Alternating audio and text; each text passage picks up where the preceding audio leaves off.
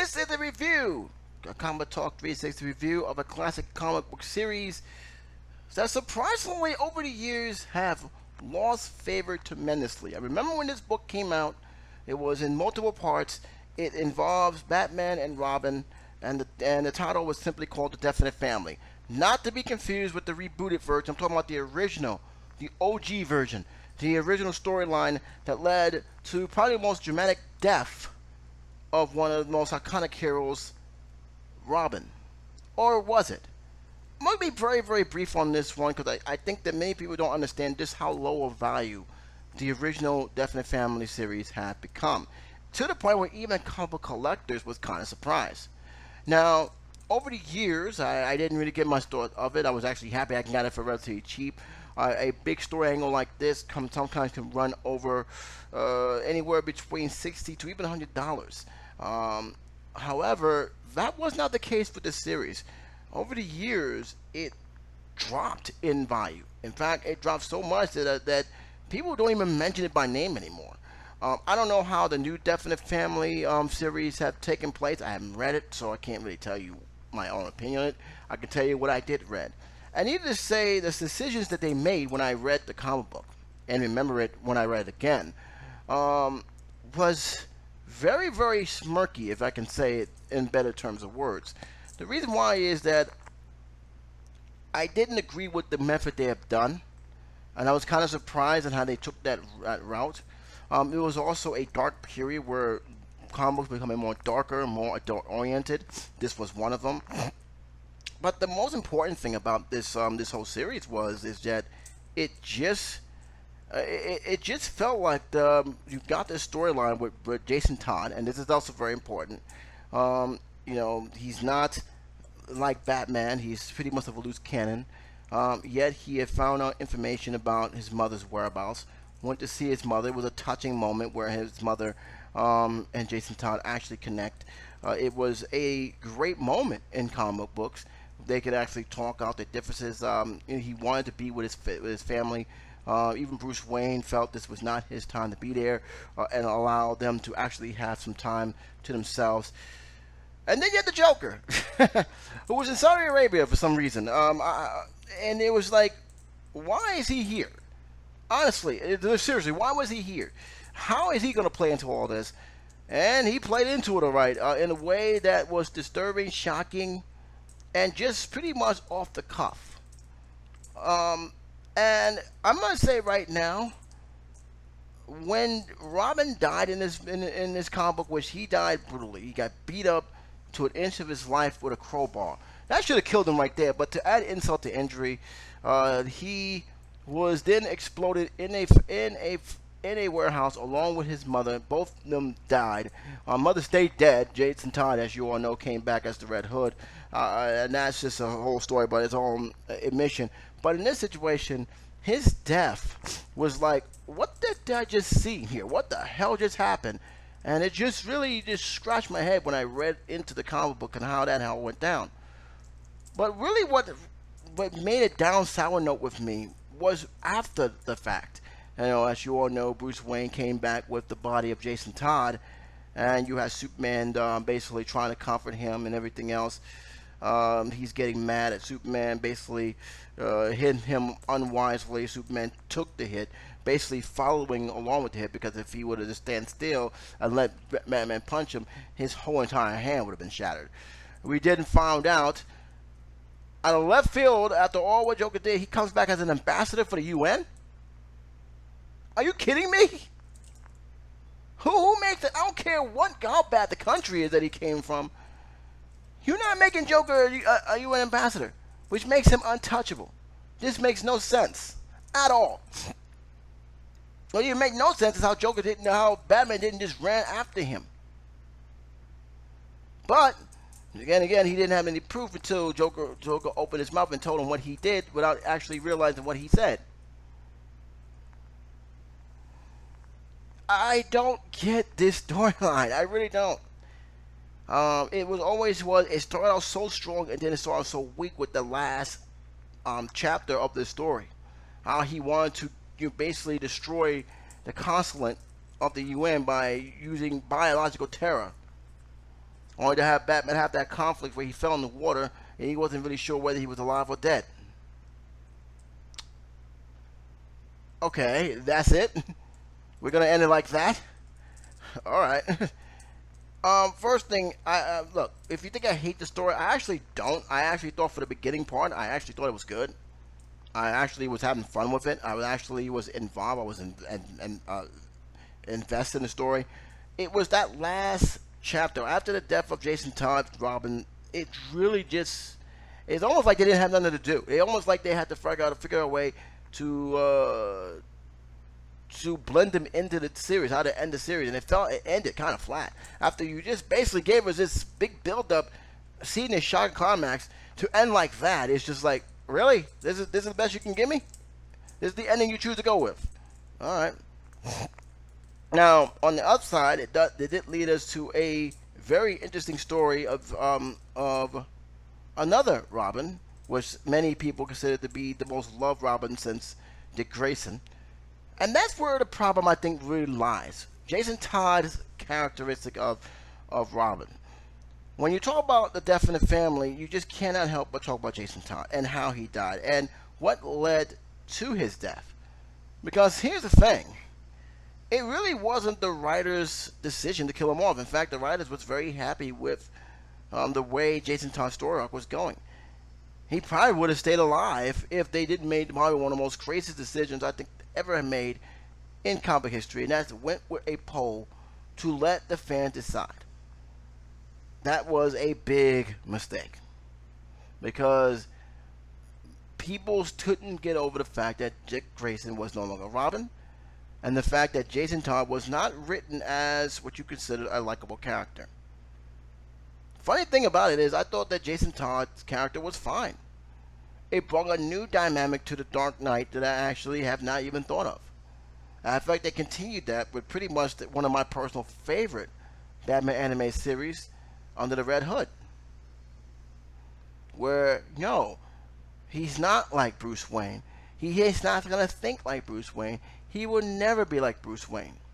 He has a different view, different philosophy. He grew up looking at the world much differently. And therefore, he's going to act in a way that is not as traditional as Batman would think. And to me, I actually like that. I actually wanted to see a different character who is not under the thumb of Bruce Wayne, who don't think like this.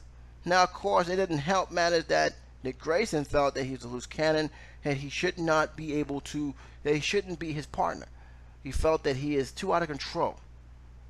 And he is right in many ways. But again, I have to ask, why should we need another Batman who's going to follow into every footstep that Batman does? Keep in mind, Dick Grayson left for many reasons. He had to go on his own. He had to show on his own. Jason Todd is not Dick Grayson. And more so, Tim Drake is not Jason Todd or Dick Grayson. The only difference between the two Robins that I just sprung up here is that at a very young age, Tim Drake was more analytical and thought on his feet. A lot more than I think many people were surprised to see. And they actually introduced Tim Drake properly. They introduced him properly where Jason Todd, to the fault of the writers in many ways, was almost like forced on us. This is the new edgier Robin that you're gonna like him, you're gonna love him, and I think people were not very fond of that. At the same time, they should never have given the fans the power to vote for him whether he lives or dies. I thought that was a bad mistake, and they ended up paying for it because they did kill them off because the fans didn't like him. It took a couple years for them to get another story back. It took them a long time. But that one instant changed the dynamic. And to this day, or at least until they actually reboot the series, they actually tried their best to make Jason Todd a likable character, whether he is a bad guy, a good guy, or anti-hero. He's still within the Bat family, but his relationship with Batman is extremely complicated. Very, very complicated. To me, that's saying a lot. But I felt that was a mistake of the series, and it really did reflect it badly on that book. It's not a bad series at all. The Death in the Family is a good series, but once Jason Todd death happened, it's almost like they had nothing else to do. They basically said, okay, we got to end this somehow, so let's end it with him, with the Joker attacking the UN, and Superman and Batman infiltrated to stop the Joker. It made no sense. That's how you know they had nothing else. They didn't know how to end it. And you could tell they didn't want to end that way because the way it was written. It was, my feeling was, it was intended to be where, Jason Todd found out his mother's in cahoots with the Joker. To protect Jason Todd, she sacrificed herself for Robin. Robin finds out the death of his mother. Mother came. He wanted to get revenge. Batman had to stop Jason Todd literally from killing the Joker. The argument ensued that you gotta stop being merciful with these criminals. All they care about is just death and destruction, and they all, that's all they care. They don't care about nothing else. This leads to a more bigger friction with Jason Todd and Joker, which I definitely would explore. One of the things I actually think that has never really truly been explored between the Batman universe is how Batman seemed to have, and many professional reviewers have said this, how he tries to manipulate and groom his partners into thinking how he thinks. It doesn't work that way.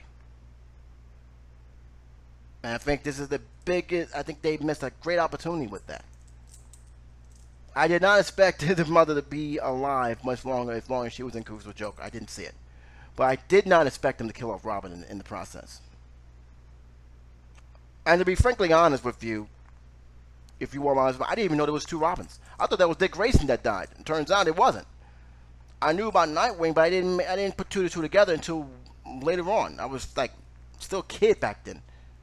To me, there was only one Robin, in my opinion. I didn't know there was other Robins in the comic books until I started getting into the comic books again, and I got out of reading and said, "Oh my God, it's another Robin. His name is Jason Todd. Who the hell is Jason Todd?" And what really got me into the comic books is reading the Robin series, reading how the third Robin came to be. And how mad many people were when they reboot the series without him. Yeah, that still goes on. But I really thought that that series missed the boat a little bit. It's a good series to the start. I like how it really showed the difference between Bruce Wayne and Jason Todd. I really like the fact that Jason Todd, although he is a loose cannon at many times, there is a heart in him. Him with his mother was the most touching moment in the book. Wanting to be a part of his mother's life and have it all but sniffed out by Joker, both with him and his mother. It's very, very unfortunate that they made that decision. But again, this is also the fans who said, I don't like Jason Todd. It took them years to get people to actually embrace Jason Todd a lot more. And even that was not an easy feat, because when they brought him back, again, the hate was just continued. But they stuck their guns this time and said, all right, we're going to keep this guy no matter what. If he's a bad guy, it's a bad guy. But in many ways, I felt they should have just told the story that they want to tell instead of telling a context. I thought that was a bad move. And boy, did that reflect it. Now, has this gone up in stock? Honestly, I don't know. No one really talks about the Death in the Family the same way. Now, Under the Red Hood may have brought some interest into the story arc, because I think the movie was fantastically done, and the changes they made was absolutely spot on. Although they did a very good job of showing the complexity of Jason Todd's style of fighting crime and Batman's style of fighting crime. But the book itself, I just felt, came a little short. It's a B- to me. It's not a overall. It is a good story, but that last, if I gotta be honest, that last part of the chapter after the death of Robin really irks me the wrong way, and that's why I gave it a D-. I did not thought that was a good, it ended well. I didn't. Maybe you guys can feel differently. I'd love to hear your opinion on it. I'd love to hear what you got to say about it. But in terms of quality, in terms of what I was reading, I expected much more. And I think the death of Robin really did hurt it. Again, it started off all strong. It was, you see them. They're going overseas, possibly to see where their mother is. They're doing a whole lot of stuff going on, and it just drops. After the death, which was a traumatic death, they even teased that maybe he's still alive. No, he's dead. You don't. Now, one thing I will say about the comic covers, you see a cover where you don't see his eye pupils, and he's like, and his mouth is open, and he's blooded up. He's gone. They make it. DC was graphic with that. They didn't play no games. The iconic image of Batman holding the corpse of Robin in his hands. That was a big thing. When I read the book on the panel, when he's going for the rubble looking for Robin, he sees Robin's broken body, dead body on the floor, checking to see if it's any sign of life, and it wasn't. That was an emotional thing. I'm not going to sit there and say it wasn't. It was emotional. It was impactful. But I didn't feel that same emotion resonated on the aftermath of what has happened. He went back to the States. He went back to Gotham with Tim Drake's body.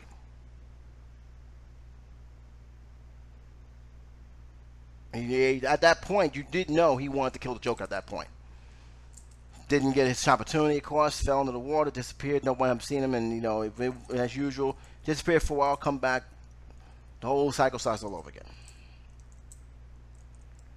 But like I said, I felt that there was some missed opportunity with that. I really felt a little disappointed, a little let down. Now, keep in mind, this is only the original Death in the Family. I have not read the other version. For what I understand, it is brutal. I think no one died in this one, I'm pretty sure. But having Joker cut off his face to prove a point, that just shows you how crazy this guy is. It just shows how insane he is. But then again, I'd like to hear your opinion on the matter. I'd like to hear your opinion on what I just talked about. Did you like the Death in the Family? Did you not like it? Tell me on the comment section. Tell me what you thought about it. Until next time, Jason77 saying, take care, be safe. I'll talk to you soon. Bye-bye.